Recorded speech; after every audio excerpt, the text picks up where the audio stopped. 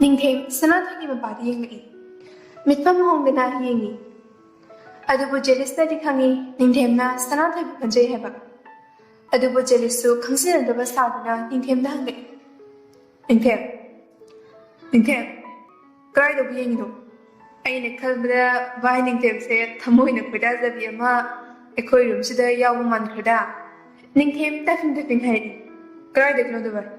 Nupising na chum mandi ngata thamoi na kuda zabaga amta yawde. Jealous. Bye. Saying the rene. Tadi hazagi dreda. Ningthem. Asing manibar. Tanjadu da oza premina changi. Student singna. Good morning, ma'am. Premina. Yes, sit down. Asidi niya mamaliko. Jealous. Hoy ma'am. Asidi khara kanara puzan. Adadi class hours ko. Asumna oja Premina class makha chatharami. Asumna class loirami. Premina. Adadi class matab loirabanina makhadi heng amu torsiko. Asi hairamaga oja Premina thoki. Students singsu thoknarami. Tamfa. Stanathai. Nangasai keno mahagi hairo. Ay taning mana loiraba. Stanathai. Kishuna dida. Tamfa, ado, hairo heba. Sanathoi, ay kui-kui-dana ay Amerika chapadari. Tamfa, yam khangning na hanglai. Kay maram gino. Sanathoi, pabung na ay kongse, layang magitatoy na hayi. Tamfa, Sanathoi yuwadu tabada harawzi. Yam nunay adudi. Adudi Sanathoi, nang tuna karagala uko. Nang faragane, asigi utin mandi Helen hebben pise, asigi mangda lineraga chakadabni. Sanathoi so tamhagi wadu tabada penjay harawze. Chinglen khanghawdana Sanathoi bu, mangi thamoina insinba yawdana Sanathoi bu nushibaki itil farupa hauki. Sanathoi gi icham chamjaba matawduna heina Chinglen gi thamoi bu khudam chinmagum tawki. Chinglen. Bye. I quit the father, can I have Jealous. Yani Prabhu. Chinglen, Tamfa Hikimanata. Chinglen, Tamfa, Sakura drop. Tamfa, come on. I had done Sanata in Malapova, I'm in a kick it over it. Chinglen, for her, at the day I'm nursery. Tamfa, Mabung the but meeting the Renina Hingley. Chinglen Sanathoi the Munay. Tamfana di Hangi, Mabungna, Sanathoi will see heba. Tanjadida Memalai. Sanathoi. Tamfa, Equimalai, Chilagiko. Tamfa, Hoi, Jello. Equisu Jeladamani. Sanathoi Chitki. Tamfa, Equidi Jetkiri drop. Chinglen, Jelladamni Gaino. Haiga Mako Eniso Jetki. Sanathoi, Yum de Yormi. Mangolda, Mapaga, Mapagi Mamanabaga, Famagademi. Ibocho, Ibema, Nangbula Abo, Laola, Nogi Babung Surjakantanine. Sanathoi, Oh, Abung, Najakanja Utre. Surjakanta, Kaishukai de Chasidi. Ipala ise, Itagida Mutala inine. Ibocha, Mani Bima, Haying Mokoi, America Chakadabni. Sanathoi, Haying Mak. Adopabu, I call a Salaga, Oina Chapatiagatra. Sujakanta, Yani, Karigi Aroi, Nangi, Ipana Haying flight ticket, Kakla Abad. Itasu Waram Nani, Imunda Potazaro. Sanathoi, Hoi Babu. Hi, Sanathoi, Magika the junkie. Some dinner chingling, Magika the Heyobaga, dress come Buktana, Magi bedroom the hip, Aduga, Wakalmo Mon Kalami. Aduga, Masamat in the Kanjay. Ayu Moda, Tarek the Hashem. Mana Mook Yarag Chutikandova. ꯃꯥ ꯌꯥꯔꯛꯀꯅꯤ ꯍꯥꯏꯕꯗꯤ ꯊꯥꯖꯩ ꯑꯩꯕꯨ ꯍꯌꯦꯡꯃꯛ ꯍꯦꯛꯇ ꯐꯣꯡꯗꯣꯛꯍꯧꯔꯁꯤꯔꯅꯦ ꯀꯩꯒꯤꯅꯣ ꯏꯌꯨꯜꯁꯤꯅ ꯌꯥꯝ ꯆꯨꯝꯃꯩꯁꯤꯅ ꯑꯩꯕꯨ ꯍꯥꯟꯅ ꯇꯝꯐꯥꯗ ꯍꯥꯏꯔꯁꯤꯔꯅꯦ ꯃꯉꯣꯟꯗꯁꯨ ꯍꯥꯏꯔꯒꯦ ꯑꯗꯨꯒ ꯑꯩꯒꯤ ꯊꯃꯣꯏꯒꯤ ꯑꯋꯥꯕꯁꯦ ꯀꯣꯛꯍꯜꯂꯒꯦ ꯇꯟꯖꯥꯗꯨꯗ ꯇꯝꯐꯥ ꯆꯪꯂꯛꯏ ꯇꯝꯐꯥ ꯀꯩꯅꯣ ꯃꯤꯁꯦ ꯉꯁꯤꯗꯤ ꯃꯨꯃꯟꯒ ꯇꯧꯔꯝꯃꯤꯁꯤꯕꯣ ꯋꯥꯈꯜ ꯌꯥꯝ ꯅꯨꯡꯉꯥꯏꯕ ꯃꯥꯟꯈ꯭ꯔꯦꯗ ꯆꯤꯡꯂꯦꯟ ꯇꯝꯐꯥ ꯑꯩ ꯀꯩꯅꯣꯝꯇ ꯍꯥꯏꯒꯦ ꯇꯝꯐꯥ ꯍꯥꯏꯌꯨ ꯀꯩꯗꯧꯔꯒꯦ ꯅꯪꯅ ꯍꯥꯏꯔꯛꯇꯣꯏꯁꯦ ꯄꯩꯁꯥ ꯄꯨꯒꯦ ꯍꯥꯏꯗꯣ ꯑꯣꯏꯔꯝꯅꯤꯅꯦ ꯇꯝꯐꯥ ꯆꯤꯜꯂ ꯍꯥꯏꯖꯔꯁꯨ ꯈꯪꯉꯤ ꯃꯕꯨꯡꯅ ꯍꯥꯏꯅꯤꯡꯂꯤꯕꯗꯨ ꯆꯤꯡꯂꯦꯟ ꯀꯔꯥꯏꯗꯒꯤꯅꯣꯗ ꯑꯗꯨ ꯅꯠꯇꯦꯗ ꯇꯝꯐꯥ ꯑꯗꯨꯗꯤ ꯍꯥꯏꯔꯣꯗꯅ ꯆꯤꯡꯂꯦꯟ ꯇꯟꯖꯥꯗꯨꯗ ꯃꯆꯤꯜ ꯑꯗꯨ ꯐꯥꯖꯤꯜꯈꯤ ꯑꯗꯨꯕꯨꯔꯣ ꯑꯩ ꯇꯝꯐꯥ ꯀꯩꯅꯣ ꯑꯩ ꯑꯦꯕꯣ ꯐꯖꯅ ꯍꯥꯏꯕ ꯀꯩꯗꯧꯒꯦ ꯆꯤꯡꯂꯦꯟ ꯍꯥꯏꯔꯒꯦꯁꯦ ꯁꯅꯥꯊꯣꯏꯗꯣ ꯅꯪꯒꯤ ꯅꯇꯩꯃ ꯑꯣꯏꯍꯜꯂꯁꯦ ꯍꯥꯏꯕ ꯇꯝꯐꯥ ꯈꯪꯖꯔꯦ ꯏꯕꯨꯡꯉꯣ ꯑꯩꯁꯨ ꯑꯩ ꯍꯥꯏꯒꯦ ꯑꯗꯨ ꯇꯥꯃꯣ ꯀꯃꯥꯏꯅ ꯁꯅꯥꯊꯣꯏꯕꯨ ꯅꯨꯡꯁꯤꯈꯤꯕꯅꯣ ꯆꯤꯡꯂꯦꯟ ꯑꯉꯥꯡꯅ ꯈꯪꯉꯣꯏꯗ ꯇꯝꯐꯥ ꯌꯥꯔꯦ ꯆꯥ ꯊꯛꯎꯁꯤ ꯂꯥꯛꯑꯣ ꯆꯤꯡꯂꯦꯟ ꯍꯣꯏ ꯍꯣꯏ ꯂꯥꯛꯑꯒꯦ ꯆꯠꯂꯝꯃꯣ ꯇꯝꯐꯥ ꯑꯗꯨꯗꯤ ꯊꯨꯅ ꯂꯥꯛꯑꯣꯀꯣ ꯑꯩ ꯆꯠꯂꯝꯃꯒꯦ ꯍꯥꯏꯔꯝꯃꯒ ꯆꯠꯈꯤ ꯁꯅꯥꯊꯣꯏ ꯋꯥꯍꯩꯗꯨ ꯇꯥꯕꯗ ꯍꯔꯥꯎꯖꯩ ꯇꯟꯖꯥꯗꯨꯗ ꯃꯦꯝꯃ ꯃꯆꯥꯒꯤ ꯀꯥꯗ ꯆꯪꯂꯛꯏ ꯏꯕꯦꯝꯃ ꯁꯪꯒꯣꯝꯁꯦ ꯊꯛꯑꯣꯁꯦ ꯋꯥꯔꯝꯃꯅꯤ ꯍꯌꯦꯡꯒꯤ ꯐꯤꯔꯣꯜ ꯀꯩꯀꯩ ꯂꯣꯏꯁꯤꯜꯂꯨꯒꯦ ꯆꯥꯅ ꯆꯥꯅꯤꯡꯕꯗꯣ ꯏꯃꯥꯗ ꯍꯥꯏꯔꯛꯑꯣ ꯁꯅꯥꯊꯣꯏ ꯈꯪꯍꯧꯗꯦ ꯃꯃꯥꯒꯤ ꯋꯥꯍꯩ ꯑꯗꯨ ꯇꯥꯕꯗ ꯃꯤꯠꯇꯒꯤ ꯄꯤ ꯇꯥꯈꯤꯕ ꯃꯦꯝꯃ ꯏꯆꯥꯕꯨ ꯀꯩꯗꯧꯔꯒꯦ ꯀꯩꯒꯤ ꯀꯞꯄꯤꯅꯣ ꯏꯃꯥ ꯂꯩꯔꯤꯁꯤꯗꯤ ꯃꯃꯥꯒꯤ ꯃꯤꯅꯨꯡꯁꯤꯒꯤ ꯋꯥꯍꯩ ꯑꯗꯨ ꯇꯥꯕꯗ ꯑꯃꯨꯛꯀ ꯍꯦꯟꯅ ꯄꯨꯛꯅꯤꯡ ꯅꯨꯡꯁꯤꯔꯝꯃꯤ ꯑꯗꯨꯒ ꯃꯃꯥꯗ ꯍꯥꯏꯔꯛꯏ ꯏꯃꯥ ꯅꯪꯁꯦ ꯑꯩꯒꯤ ꯏꯃꯥ ꯑꯣꯏꯅ ꯐꯪꯖꯕꯁꯦ ꯑꯩꯒꯤ ꯂꯥꯏꯕꯛꯁꯦ ꯀꯌꯥꯗ ꯐꯈ꯭ꯔꯕ ꯏꯃꯥ ꯅꯪꯕꯨ ꯃꯄꯣꯛ ꯃꯄꯣꯛ ꯈꯨꯗꯤꯡꯗ ꯑꯩꯒꯤ ꯏꯃꯥ ꯑꯣꯏꯅ ꯐꯪꯖꯒꯦꯀꯣ ꯏꯃꯥ ꯃꯦꯝꯃ ꯃꯆꯥꯒꯤ ꯅꯨꯡꯁꯤꯕ ꯋꯥꯍꯩ ꯑꯗꯨ ꯇꯥꯕꯗ ꯃꯆꯥꯗ ꯑꯃꯨꯛꯀ ꯍꯦꯟꯅ ꯅꯨꯡꯁꯤ ꯏꯅꯣꯠ ꯀꯥꯏꯔꯝꯃꯤ ꯑꯗꯨꯒ ꯃꯆꯥꯕꯨ ꯆꯦꯠꯅ ꯀꯣꯟꯁꯤꯜꯂꯒ ꯍꯥꯏꯔꯛꯏ ꯀꯩꯅꯣ ꯅꯪꯅ ꯍꯥꯏꯔꯤꯗꯨꯕꯣ ꯏꯆꯥꯒꯤ ꯏꯃꯥ ꯂꯩꯔꯤꯁꯤꯗꯤ ꯃꯇꯨꯡꯗꯒꯤ ꯏꯆꯥꯒꯤ ꯑꯋꯥꯕ ꯁꯛꯐꯝ ꯏꯃꯥꯗ ꯎꯍꯟꯒꯅꯨꯀꯣ ꯏꯃꯥ ꯅꯨꯡꯉꯥꯏꯇꯦꯅꯦ ꯅꯪꯅ ꯅꯨꯡꯉꯥꯏꯇꯅ ꯂꯩꯔꯒ ꯃꯇꯨꯡꯗꯒꯤ ꯎꯍꯟꯒꯅꯨꯀೋ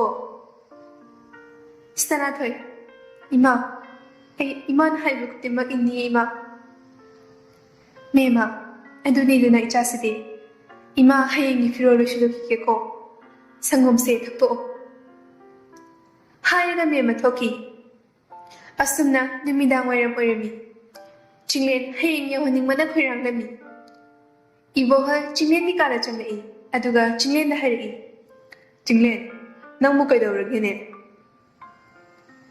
ꯆꯤꯡꯂꯦꯟ ꯀꯩꯁꯨ ꯇꯧꯗꯦꯗ ꯄꯥꯕꯨꯡ ꯏꯕꯣꯍꯜ ꯉꯥꯏꯈꯣꯅꯦ ꯏꯕꯨꯡꯉꯣ ꯅꯪꯕꯨ ꯍꯧꯖꯤꯛ ꯐꯥꯎꯕ ꯅꯪꯒꯤ ꯒꯔꯜꯐ꯭ꯔꯦꯟꯗ ꯂꯩꯇ꯭ꯔꯤꯕ꯭ꯔꯕ ꯆꯤꯡꯂꯦꯟ ꯃꯄꯥꯒꯤ ꯍꯥꯏꯗꯣꯛꯇꯅ ꯍꯥꯏꯔꯛꯄꯗꯨꯗ ꯉꯛꯄꯒꯨꯝ ꯊꯣꯛꯈꯤ ꯑꯗꯨꯒ ꯍꯥꯏꯔꯛꯏ ꯀꯗꯥꯏꯗꯒꯤꯅꯣꯗ ꯄꯥꯕꯨꯡ ꯑꯝꯇꯕꯨ ꯂꯩꯇꯦꯗ ꯏꯕꯣꯍꯜ ꯐꯔꯦ ꯐꯔꯦ ꯑꯗꯨꯗꯤ ꯏꯄꯥ ꯑꯃꯨꯛ ꯊꯣꯛꯂꯨꯈꯤꯒꯦ ꯂꯥꯏꯔꯤꯛꯀꯗꯣ ꯐꯖꯅ ꯄꯥꯊꯣꯛꯎ ꯆꯤꯡꯂꯦꯟ ꯍꯣꯏ ꯄꯥꯕꯨꯡ ꯏꯕꯣꯍꯜ ꯊꯣꯛꯈꯤ ꯑꯃꯨꯛ ꯃꯄꯥ ꯊꯣꯛꯈ꯭ꯔ ꯃꯇꯨꯡꯗ ꯇꯝꯐꯥ ꯃꯆꯟꯅꯨꯄꯤ ꯑꯃꯨꯛ ꯆꯪꯂꯛꯏ ꯇꯥꯃꯣ ꯄꯥꯕꯨꯡꯅ ꯀꯩ ꯍꯥꯏꯔꯝꯃꯤꯅꯣ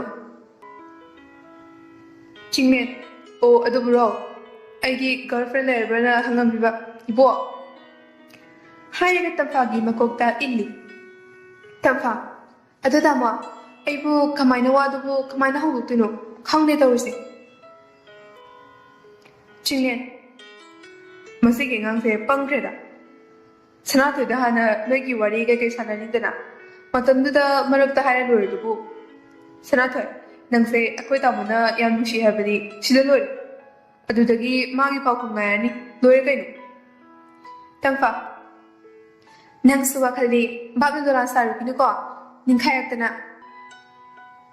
ꯆꯤꯡꯂꯦꯟ ꯃꯁꯤ ꯑꯉꯥꯡꯁꯦ ꯋꯥꯆꯣꯏ ꯌꯥꯝ ꯉꯥꯡꯈ꯭ꯔꯦꯗ ꯌꯥꯔꯦ ꯆꯠꯂꯣ Tamfa, chachari bungo, nangi nanakta yam nani bagi takta. Tamfa, masi hari ga toki. Jinglen, hayang oidoi kaya wali jan. Hayang yung haning mana loya da ibo. Astom dena, mema chakum na chak thongdi. Sanathagi kada ibo choga surjakanta ga changniri. Surjakanta, Sanathoi, nangbu karito mino. Sanathoi, Babong, kashto deda. Surjakanta, wakal nungai dena leibaga yade ko. Wakal nungai na legedabani. Ipa na hayengi, flight ticket kandoy na kaabani. Ibo chok, noi babong na hayase achum mangapani. Aduni yamong toosi. Ibo chok, Surjakanta, toki. Surjakanta, adomaru, aikoi anina haina kiba wadudi kaunagumsiko. Ibo chok, karambo wafamginu, yamong na hayishibo. Surjakanta, atay kay shunatida, icha sanathoi se, aigi imo oijaragi haijabado. Ibo chok, o, adugi oire yamo. Yamong hoida aikoi ngai shel oibadi, aikoi laibak fabani. Karigi kaubudoino. Surjakanta, yam nungaire. Icha sanathoi se, aidi imo nega khaloidabani. Icha makni khangadawri. Tanjaduda mema lai. Mema. Chak lore yambung, chak jana batawase. Surjakanta, hoi hoi. Ibo chak. Adudi yambung ay koi ni changamagi. Nang nachana pituga laupinaroko. Mema, hoi, changmiramu. Ay ichak thukcharukigi. Hayaga mema sanathoi kara changai. Mema. Ibema. Chak lori, chak chana batawasila o. Sanathoi, hoi ma. Hayaga mamaga punalapni. Makhoi chak chanami. Astumna namit adu hauki. Jinglendi ngasi namit asi yam nangan na hugal. Nungshi. Ibema, noi tamudubu hawat krabo. Tamfa, krai da ginoda nikapau hulam gira. Nungshi. Ayo ngasay maman krida. Gen ka handokdana thokibado. Noi babung haire magi kada phalen hobani. Hainani ngai da jinglen la e. Tamfa, tama, nangbu brush tarabo. Jinglen, ibema, aidi kujarabado. Tamfa, kaino ne, ima, ngasingsibu nimitse kadom lagi tholake. Jinglen, angang na nayatik ni. Nushi, aduni dena, nupa macha haibasidi. Ayo kantan hagotuna walking jakadabni. Chango, ima nangi sangom bubiragi. Nungsi, jinglen ni kada sangom burakduna changlai. Jinglen, ima, chak thongrabo. Nungsi, jinglen ni table da sangom du thami, aduga makhatari. Chak pudi thongagene. Aduga gino, masidi chak thongrabo harisina. Jinglen, ima, masidi class angan balayba, adugini. Nungsi, o, ngai kone, nachingna class mani haidani. Aduga mana di chak thingna thongu hai. Nangna class angan balay hai. Imane koka ngawi ye. Jinglen, ma opura sadani, aidi ngana chatoini. Nushi, hoi, ima chak lusan biruragi. Hayaga nungsi thoki. Jinglen, momon nokche. Aduga table dagi sangom du pakali. Aduga thai. Tanjaduda tamfa changai. Aduga jinglen ni manata kumthari. Aduga hari. Tama, ngasi se class ni bro. Jinglen, angang na jingga bung kai ni. Tamfa, chatta chichahurage he. Jinglen, paginati tamfa, Oshin na batawro. Aishu iruzana batawrage. Nangdi makhara ludura, masakta ludura. Aidi makhada ni luzaruragi bungo. Hayaga tamfa thoki. Jinglen su iruzana ba batni chanki. Asomdana sanathoi dress ka awat pa yinglami. Mema, ichagi fiol kani chithana thaba yawprim. Sanathoi, ma, yaudre. Ado ima, aikoi stay thaka yamule utuino. Mema, ima susap chabadi khangde. Noi babung na haibudadi yam jabada tha amati le priya hai. Ado chap chabadi haiba ngamdida. Ado nangbu college mana chatningi haidaine. Imana chaka loirabani. Nang dress pasinba loiraga hairo. Ima chak puraki. Stanathoi. Hoi ima. Me ma thoki. Stanathoi wakhal numaiji. Aduga khali. Aise khonga fadana mi mayam gum lerani ko. Khanbada yam numaiji. Aslamnera chinglen dress pasinba loiraga perfume chari aduga kitchen na changnai. Nushi. Kainune manam isbo. Nang bugagi pairagi. Nangonda kira ayaku manam isibo. Tanjaduna tampasu changlai. Ima. Kaino manam haidubo. Nushi. Atagi nateda nabungse heklapaga manam ayakwa manamba aduda haibanida. Tamfa. O Ekoi tamodagini ima. Masak sinadi hajit kay thirabanina perfume chahi oiramni. Adugi natro bro. Chinglen. Tare ko khar khadang no madi. Chak charsi yare. Makhoi chak charami. Astom dina stanathoi lesson meloidina college na ba thoklugani. Ibocho. Stanathoi. Ichabu chatlage hairo. Stanathoi. Hoi babu. Ibocho. O ngasidi pabung na thindoini. Aduga horen college matam loiraga namaga puna laktoini. Lao. Pabung kari maili thoklamagi. Chinglen hoisto thoklami. Tamfa. Tama. Stanathoi laktradi kamai tongne. Chinglen. Wasi ngasi. Migi interest ka tuwa he. Tamfa. Khaki tawbanida. Adu sarup horen stanathoi da kay haraga yagani to khallo. Chinglen. Hoine. Adumaina haibudana. Astamna college serami. College adu ichiklami kanam talayamdi. Tamfa. Tama. Kanam talak chimani. Ngaha get me ice laisi. Chinglen. Hoi. Chinglen lambi da ko yangi. Tamfa. Lakani sudina. Waruno. Chinglen. Adu kinatida nang suwakaldi. Tamfa. Kangjari bungo. Hainari ngaida karma kami. Tamfa, la ehe. Ni achang magi wari sanaya ponate he. Aduga tamfa, stanato gi manata lai. Chinglen, kaino. News na information na. Kaino masti ay mitna na kaino supadaga. Tamfa. Stanato, ay kinam haida ni kumasti. Stanato, kaywano hayo. Tamfa. Yam tap na haidani class ta haigi. Stanathoi. Hoi. Asisibo noi tamodo natro. Tamfa. Mane. Ado stanathoi. Ay tamoda changamagi haram kike. Stanathoi. Hoi. Tamfa. Tamo. Stanathoi ekoi ni changamagi ko. Hairaga mabungda ingit pirami aduga makhoi ni changki. Chinglen. Ay yuzang sirane. Hoida, changageda. Tanjaduda Ningthoujam lai. Jeris. Bye. Kaino masudi nganda khongda biramsibo.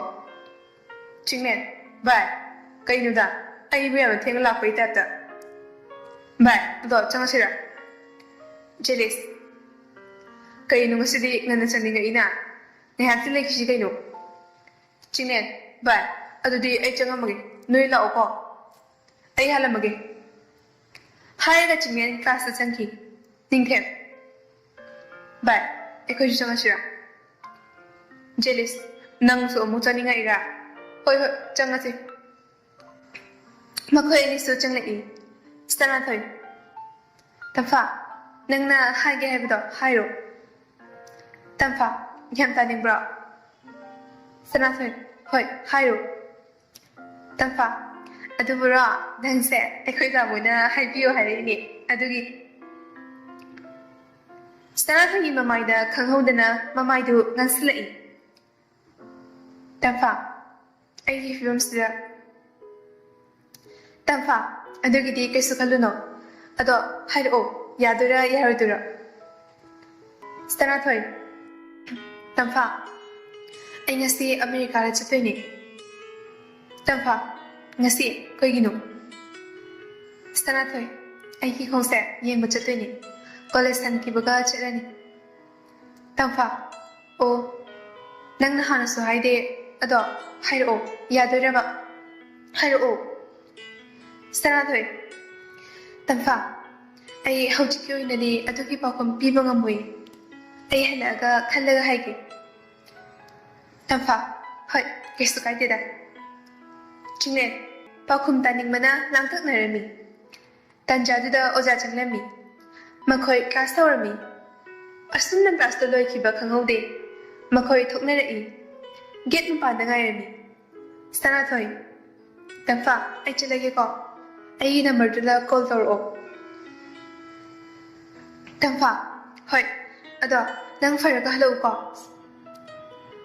ꯁꯅꯥꯊꯣꯏ ꯆꯠꯈꯤ ꯆꯤꯡꯂꯦꯟ ꯇꯝꯐꯥ ꯀꯩ ꯍꯥꯏꯔꯒꯦ ꯇꯝꯐꯥ ꯇꯥꯃꯣ ꯀꯩꯁꯨ ꯍꯥꯏꯔꯝꯗꯦ ꯃꯥ ꯉꯁꯤ America ꯆꯠꯈ꯭ꯔꯦ ꯃꯥ ꯍꯜꯂꯛꯑꯒ ꯍꯥꯏꯔꯛꯀꯦ ꯍꯥꯏꯌꯦ ꯆꯤꯡꯂꯦꯟ